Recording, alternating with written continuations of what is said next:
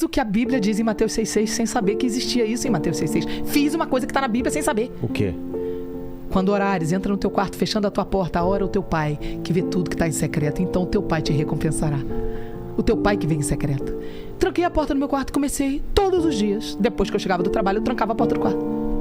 E começava a falar, porque meu trabalho terminava às 4 da tarde, eu pegava a minha filha na escola às 5:30. Então eu tinha esse tempo. Tranquei a porta do quarto e comecei a falar, Deus. Não sabia que Jesus era Deus.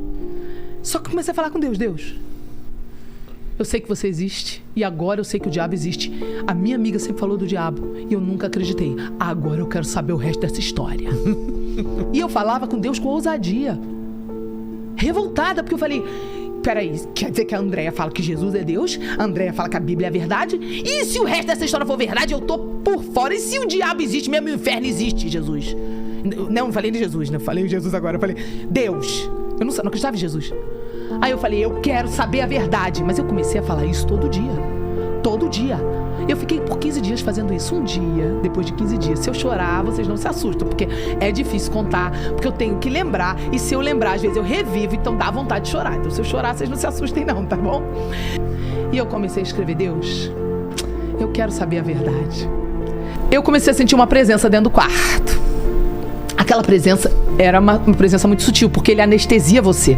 Quando o sobrenatural é muito violento, Deus te anestesia, senão você morre. Era como uma anestesia no ambiente. Eu comecei a sentir uma presença e comecei a ouvir uma voz que parecia do meu pensamento. Deus também pode trabalhar dessa forma para não te assustar. Porque 3 vozes podem falar no teu pensamento: a voz de Deus, a voz da tua consciência, que é a alma, e a voz do diabo, pode te setar.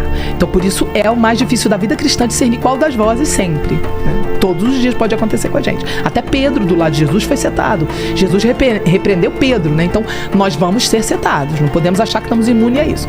Então eu não sabia nada disso que eu tô te contando, tava ali, e uma voz começou a falar suave: eu sou, eu sempre fui, eu sou um homem sério, eu sou isso, eu sou aquilo. Eu comecei a ouvir e eu não percebi que não era meu pensamento.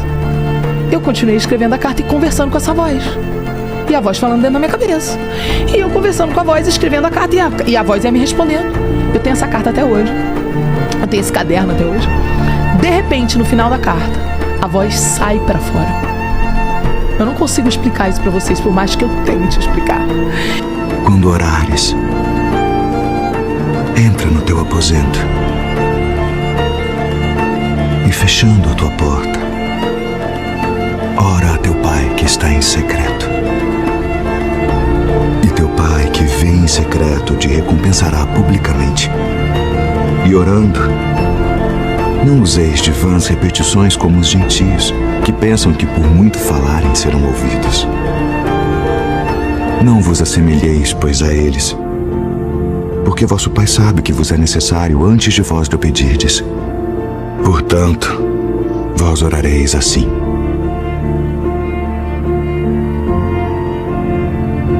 Pai nosso, que estás nos céus, santificado seja o teu nome. Venha o teu reino. Seja feita a tua vontade, assim na terra como no céu. O pão nosso de cada dia nos dá hoje. E perdoa-nos as nossas dívidas, assim como nós perdoamos aos nossos devedores. E não nos induza à tentação, mas livra-nos do mal. Porque teu é o reino, e o poder, e a glória para sempre.